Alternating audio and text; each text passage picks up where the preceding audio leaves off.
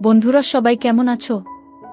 বন্ধুরা আজকে তোমাদের আপন মায়ের সাথে রাতে কাজ করার অসাধারণ একটি সত্য ঘটনা বলবো। গল্পটি শেষ পর্যন্ত শুনলে তোমরা বাধ্য হবে হাতের কাজ করতে।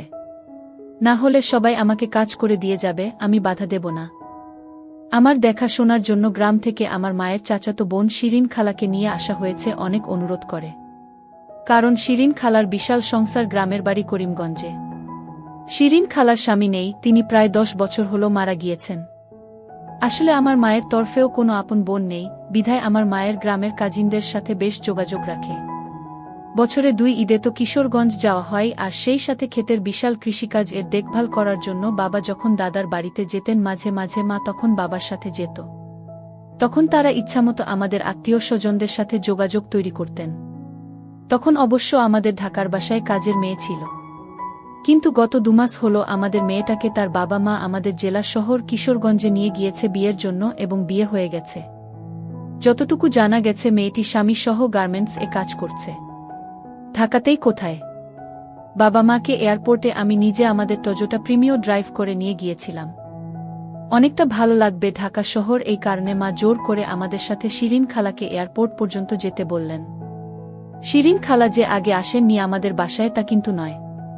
আমাদের বাসায় আসলে ও মার সাথে আসতেন, মায়ের সাথে একটু ঘুরে কেনাকাটা করে আবার 2-1 দিন পরে চলে যেতেন। আমি খালাকে এগার সিন্দুর ইন্টারসিটি ট্রেন এ তুলে দিতাম। মা বাবা বিদায় নেওয়ার সময় খুব বারবার বলে গেল আমি যেন গাড়ি নিয়ে বের না হই, আর এটা বেশি করে দেখতে বলে গেল শিরিন খালাকে। শিরিন খালা গ্রামের মহিলা, লেখাপড়া ক্লাস 9 পড়ার সময় খালার বিয়ে হয়ে যায় পার্শ্ববর্তী থানা করিমগঞ্জে এক জোরদার গৃহস্থ পরিবারে। খালু ছিলেন সেই পরিবারের বড় ছেলে, কাজেই খালার কর্তৃত্বই সেখানে প্রধান। খালার আরও 4-5 জন দেবর ননদ আছেন, কিন্তু তারা এক বাক্যে শিরিন খালার পরামর্শে চলেন। খালার শ্বশুর নেই, শাশুড়ি আছেন, অনেক বৃদ্ধা, এবং তিনি সংসারের দায়িত্ব বড় বউয়ের হাতে ছেড়ে দিয়ে যেন অনেকটা নিশ্চিত। কতটা নিশ্চিত তার প্রমাণ হলো, খালা আমাদের বাসায় আসলেই প্রতিদিন বাড়ি থেকে না হলেও 10টি মোবাইল কল শুধু আসবে ক্ষেতের চাষের ব্যাপারে। কোন ক্ষেতে কি হবে, বীজ কয় পাতিল নিবে, ওই ক্ষেতের বর্গা কাকে দিতে হবে নাকি নিজেরা করবেন, সব অনুমতি পরামর্শ উনার কাছ থেকে নেওয়ার জন্য তার দেবররা ফোন দেন। আবার বাচ্চাদের লেখাপড়ার খরচ কোন সিন্দুকে আছে, চাবি কোথায়, তাও শিরিন খালার কাছ থেকে জেনে নিতে তার নন্দাইরা ফোন দিত। কেন জানি শিরিন খালা আমাকে খুব আদর করতেন সেই ছোটবেলা থেকেই। আমরা তখন খুলনাতে থাকতাম, বাবা ওয়াপদার এসডিও ছিলেন। বছরে একবার করে তখন খুলনা থেকে আমাদের বাড়িতে আসতাম। আমার দাদার বাড়ি আর নানার বাড়ির দূরত্ব 8 কিলোমিটারের মতো, তাই আমরা অর্ধেক সময় থাকতাম দাদার বাড়ি আর অর্ধেক নানির বাড়ি। আমি 1 অথবা 2তে পড়তাম তখন শিরিন খালার বিয়ে হয়ে গিয়েছে। খালারও আমার বয়সী এক ছেলে, আবার আমার চাইতেও 5 বছরের বড় আরেক ছেলে আছে। বিয়ে হওয়া সত্ত্বেও শিরিন খালা আমার মনে পড়ে সারাদিন আমাদেরকে নিয়ে বনে বাদাডে বিভিন্ন বনফুল বেতফল পেড়ে দিত, পাখি প্রজাপতি এসব দেখাত, খাবার জিনিস যেমন বড়ি ভর্তা ইত্যাদি বানালে সবার আগে আমার ভাগেরটা আমাকে দিত, তারপরে তার ছেলেদেরকে দিত। আমার মনে হয় এত বড় সংসার ফেলে তিনি 3 মাসের জন্য আমাদের বাসায় এসেছেন সেই ছোটবেলার আদরের টানেই। কজেই খালাকে কোনো প্রকার কষ্ট দেওয়া না হয়, সে কারণে আমি খালাকে বলেছিলাম, খালা তুমি কিন্তু আমার জন্য একদম চিন্তা করবা না, একবারে রান্না করবা, আমি ফ্রিজ থেকে নিয়ে ওভেনে গরম করে খাব। সকালে যেন কষ্ট করে উঠতে না হয় তাই বলেছিলাম, রাতে যা রান্না করে রাখবে তাতেই আমার হবে। খালা বলল, ধুর বাবা, তাইলে কেমনে হইব, সারাদিন তোমার ক্লাস, সকালে গরম কিছু পেট ভুইরা না খাইলে হইব। শিরিন খালা তার স্বভাব সিদ্ধভাবে মুখভর্তি পান চিবোতে চিবোতে বলল। শিরিন খালার যত্ন আর আমার পরীক্ষার পড়া এই মিলে দিন পার হচ্ছে। মাঝে মাঝে খালা আমাকে আমাদের বসার রুমের বড় টিভিটা একা দেখত আর বলতো, ও বাবা রনি, সারা দিন রাই তো কি খালি পড়বা, আসো একটু টিভি দেখো বৈশা। আমি আমার রুম থেকে এসে বসলে খালা জিজ্ঞেস করে, কি খাইবা বাবা? আমি বললাম, কিছু না, খাবো না, একটু পরেই তো রাতের খাবার খাবো। খালা বলল, উহু দাঁড়াও, আমি তোমার লাইগো হরলিক্স বানাই, যা আনতাছি। আমি জানি আমি না বললেও খালা বানিয়ে আনবেন, কাজেই আমি বললাম, খালা তোমার জন্য আনবা, কিন্তু আর নাইলে আমি খাবো না। খালা বলল, আচ্ছা ঠিক আছে। একটু পরে খালা আমার জন্য বিশাল জাম্বো কাপে আর খালার জন্য তার নির্দিষ্ট করা চায়ের কাপেই হরলিক্স নিয়ে এলেন। বড় সোফায় আমার পাশে বসে আমার মাথার চুলে হাত বুলিয়ে আমাকে হরলিক্সের কাপটা ধরিয়ে বললেন, খাও বাবা। যে পরিশ্রম এই পড়াশোনার মধ্যে বুঝলা বাবা, বিয়া করা বেড়াই নেরও অত পরিশ্রম হয় না। বিয়া করা বেটাদের পরিশ্রম হয় মানে? আমি অবাক হয়ে জিজ্ঞেস করলাম। হেগো পরিশ্রম হয় না মানে? একে তো বাইরে করে পরিশ্রম পয়সা কামানোর লাইগা আর ভিতরে করে পরিশ্রম বউয়ের লাইগা। আমি আবার একটু অবাক হলাম বউয়ের জন্য মানে? খালা এবার দেহ কাঁপিয়ে খিলখিল করে হেসে বললিসিরে এক্কবারে যেমন কিচ্ছু বুঝনা, জুজান পুরুষমাইজা এক হইলে কি করে? এক্কেরে ঘাম ছুঁইটটা যায়। এবার আমি বুঝতে পারলাম খালা আসলে নারী পুরুষের খেলার কথাই বলছে। আসলে এ ব্যাপারে বরাবরই আমার অজ্ঞতা ছিল, এর কারণ আমি কখনো কোএডুকেশন এ পড়িনি। যে কারণে সব সময় ছেলে বন্ধুদের সাথে থাকার কারণে মেয়েদেরকে নিয়ে বা মেয়েলি ব্যাপার নিয়ে কথাবার্তা কমই হতো। কিন্তু আমার প্রশ্ন, ঘাম ছুটবে কেন? আবার আমার মনে হল ছুটারই কথা। একবার বন্ধুদের সাথে আলাপে আলাপে আমার এক বন্ধু শিখিয়েছিল কিভাবে হাতের কাজ করতে হয়। একবার হাতের কাজ করেছিলাম কিন্তু কিছু বের হয়নি। পরে হাতে অলিভ অয়েল নিয়ে চেষ্টা করেছিলাম, তাতেও কিছু হয়নি, তখন বিরক্ত হয়ে বাদ দিয়েছিলাম। এরপরে আর একাজ করার চেষ্টা করিনি। আর সেখান থেকে ধারণা হয়েছে হয়তো এটা খুব পরিশ্রমের কাজ। এখন খালার কথা শুনে মনে হচ্ছে হ্যাঁ, এরকম হতেও পারে। খালার কথা শুনে আমার ভেতরে একটা শিহরণ এর মতো তৈরি হলো। সেই সাথে আমার ট্রাউজারের ভিতর বেশ শক্ত হয়ে গেল। আমি হরলিক্স এর বোতলে একবার খাচ্ছি, আবার খালার দিকে তাকাচ্ছি। একবার দেখলাম আমার খালার চোখ আমার ট্রাউজারের দিকে। আমি দ্রুত এক পায়ের উপর আরেক পা তুলে তা ঢাকতে চেষ্টা করলাম, কিন্তু যা দেখার তা শিরিন খালা দেখে ফেলেছে। তার মুখে একটা মুচকি হাসি দেখতে পারলাম। রাতে খেতে বসে খালাকে একটু অন্য নজরে দেখলাম। শিরিন খালার উচ্চতা হবে 5 ফুট 3 ইঞ্চির মত। বয়স অনুমান 38 থেকে 40-এর ভেতর হবে। একটু মোটা ধাঁচের গ্রামের মহিলারা সাধারণত যে রকম হয়। দারুণ ফর্সা শিরিন খালা। ঢাকাতে এই কয়েকদিন থাকার কারণেই কিনা আরও ফর্সা লাগছে। মাথার চুল কোমর পর্যন্ত পড়ে। চুলগুলো আধাভাঙ্গা কোকড়া। আর বাদ বাকিগুলো দেখলে ভিতরে একটা শিহরণ খেলে যায়। আসলে খালাকে আমি এর আগে এভাবে কখনো দেখিনি। পরের দিন শুক্রবার। আমার কলেজ বন্ধ।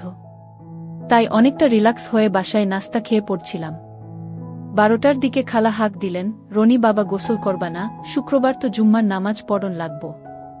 আমি অনিচ্ছা সত্ত্বেও বারান্দায় গিয়ে গায়ে টি শার্টটি খুলে একটু রোদ মাখানোর জন্য দাঁড়ালাম। পিছনে দেখলাম শিরিন খালাও আসছে আমার এই কয়দিনের ব্যবহার করা প্যান্ট শার্ট ধুয়ে তারে টাঙ্গিয়ে দেওয়ার জন্য। আসলে শিরিন খালা এসেছে পরে, এই প্রথম শুক্রবার হওয়াতে আমরা সারাদিন একসাথে।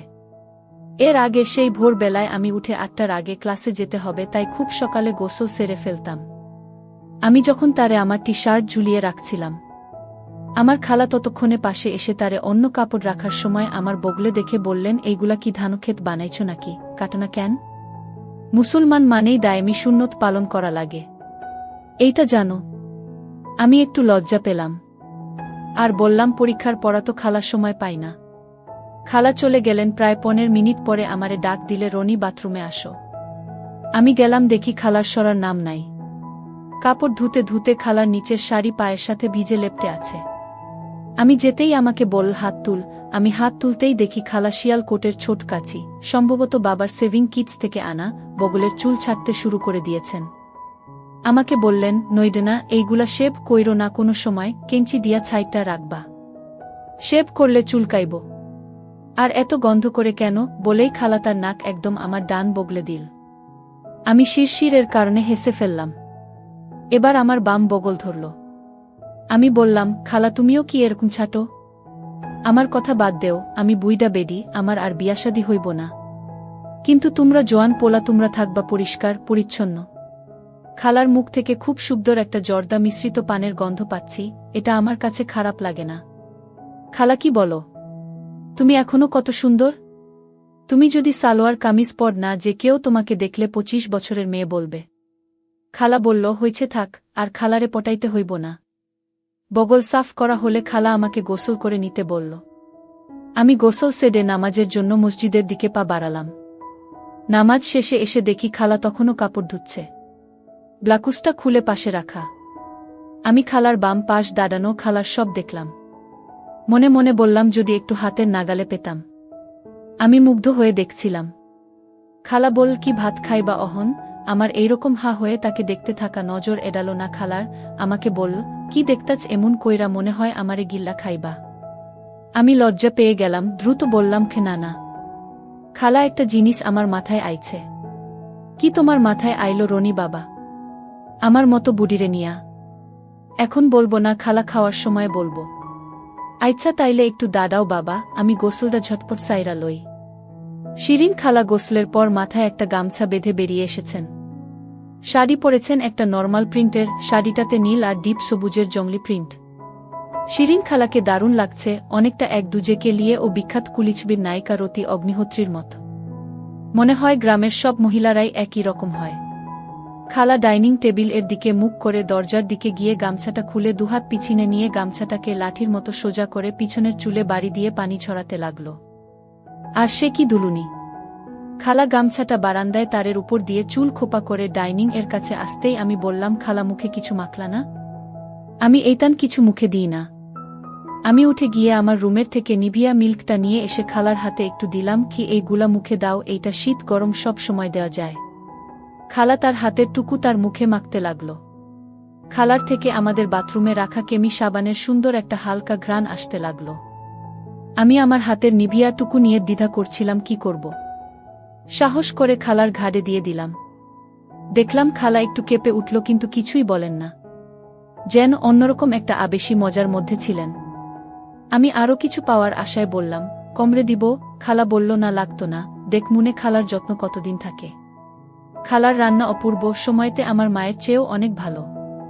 এই যেমন আজকে খালা ফ্রিজের থেকে বের করে কই মাছ বরবটি দিয়ে এত সুন্দর করে ভেজেছে, পুরো অমিত। বাড়ির বিভিন্ন বিষয়ে খালা অনেকটা বকবক করে যেতে লাগলেন। একটু পর বললেন, বাবা কি জানি কইবা, কইছিলা? কি তোমার মাথায় আইছে? আমি বললাম, বললে তুমি রাগ করবা না তো? খালা বলল, রাগের কথা হইলে তো করবামি।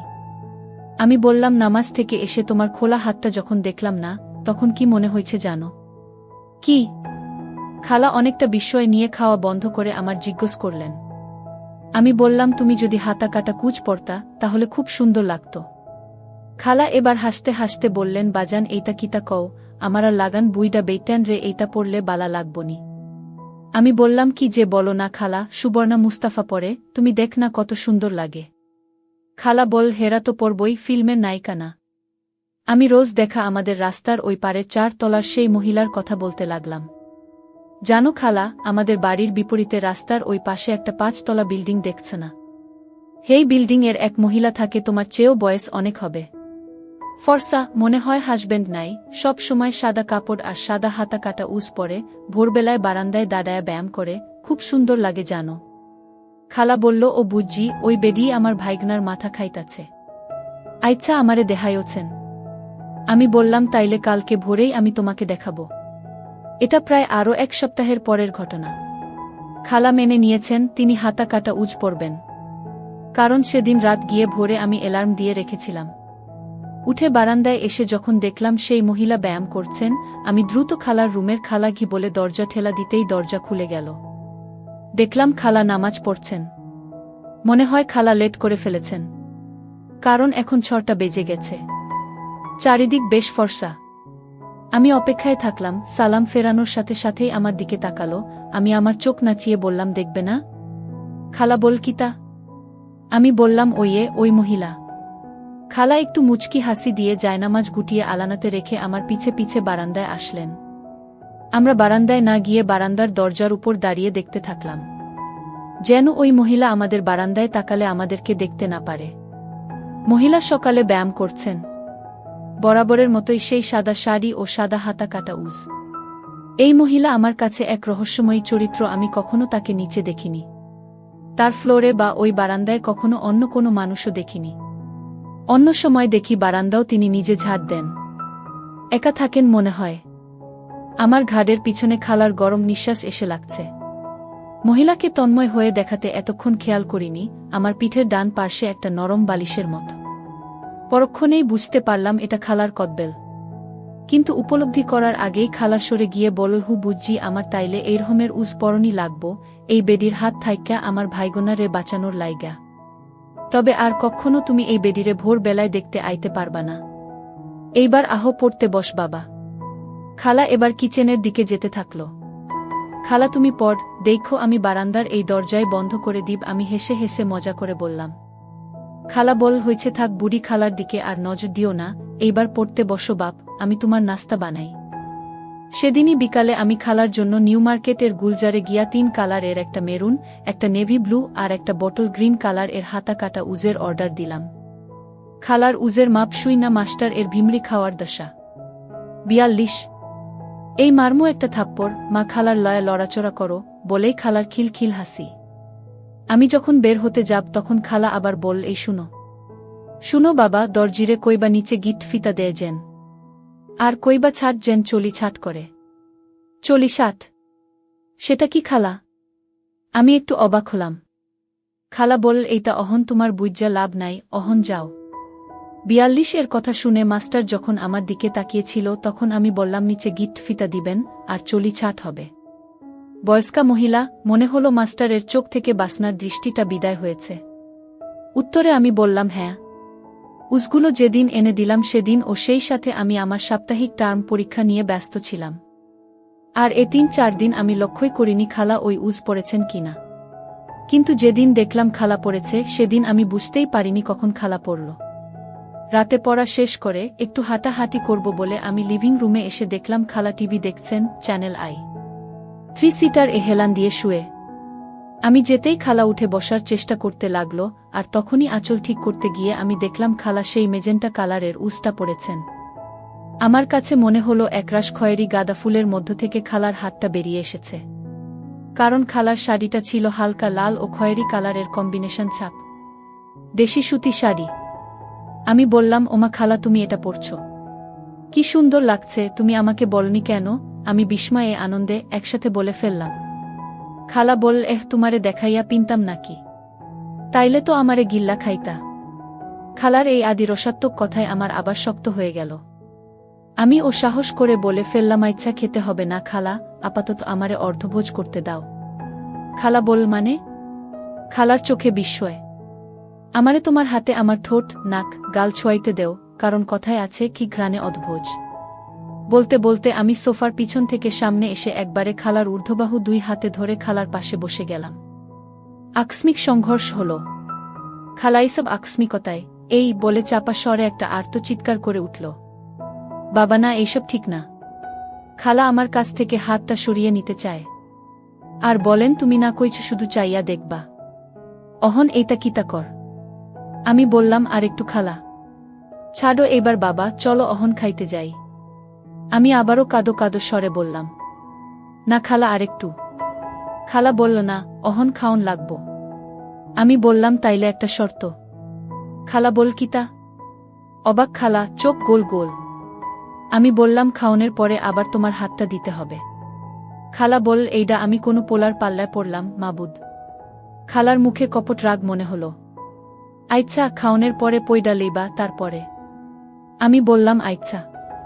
বলেই আমি লাফ দিয়ে খাওয়ার টেবিল এর দিকে যেতে থাকলাম। খালা আমার পিছন পিছন ডাইনিং এর দিকে আসতে লাগলেন আর বললেন, বুবু বুঝি একটা রাক্ষস পোলা রাইখ্যা গেছে। খাওয়া দাওয়ার পর আমি কিছুক্ষণ পড়তে পারলাম, কিন্তু মন খালি বারবার আমার শিরিন খালার আকর্ষণে পড়া বাধাগ্রস্ত হতে থাকল। আর মাথায় পড়া ঢুকছে না। রাত প্রায় 11টা বেজে গেছে। না, আর পড়া যায় না। আমি আমার রুম থেকে বের হয়ে সোজা লিভিং রুমের দিকে গেলাম, উদ্দেশ্য শিরিন খালাকে পাব। কিন্তু গিয়ে দেখলাম টিভি অন করা আছে, কিন্তু খালা সোফায় নেই। আমি খালার খোঁজে প্রথমেই খালার রুমে টক টক করে টোকা দিয়ে ঠেলে দরজা খুলে দেখলাম খালা নেই। আমি একটু অবাক হলাম। বাথরুমের দরজার দিকে তাকালাম, না, ভেতরে কোনো লাইটের চিহ্ন পড়ল না। আমি বারান্দার দিকে পা বাড়ালাম, তখনই পেলাম খালা বারান্দা থেকে সব ধোয়া কাপড় চোপড় হাতে করে নিয়ে দরজা লাগিয়ে দিয়ে কাপড়গুলো সোফার উপরে রেখে আমাদের জানালাগুলোর পর্দা টেনে দিতে লাগলেন। আমাদের লিভিং রুমটা আর ডাইনিং রুম এর পর্দা টেনে দিলেন, কারণ এই দুটি রুমের জানালা দিয়ে ভেতরের অংশ দেখা যায় পাশের বাড়িগুলো হতে, তাই বাতাসে মাঝে মাঝে পর্দা যেন সরে যেতে না পারে, সে কারণে খালা একেবারেই জানালার স্লাইডিং গ্লাস টেনে দিয়ে লক করে দিলেন। খালার উপরের অংশ শাড়ি দিয়ে নিখুঁতভাবে ঢাকা। বাইরের বিল্ডিং হতে কেউ দেখলে বুঝতেই পারবে না খালা ভেতরে হাতা কাটা উজ পড়ে আছে। ফিরে এসে সোফার উপরে রাখা কাপড়গুলো নিয়ে গিয়ে আমারটা আমার রুমের আলনাতে রাখতে লাগলেন। আমি মন্ত্রমুগ্ধের মতো খালার পিছে পিছে গিয়ে আমি আমার রুমের দরজার চৌকাঠে হেলান দিয়ে দাঁড়ালাম। খালা তুমি এনটিভিতে হাউসফুল নাটকটা দেখছ? খালা বল রেদওয়ান রনির আর ফাহমির না? আমি বললাম হ্যাঁ। আমি একটু অবাকই হলাম, খালা ডিরেক্টর এর নাম ও জানে? আমি বললাম খুব মজা না? খালা বল ভালাই তো লাগে।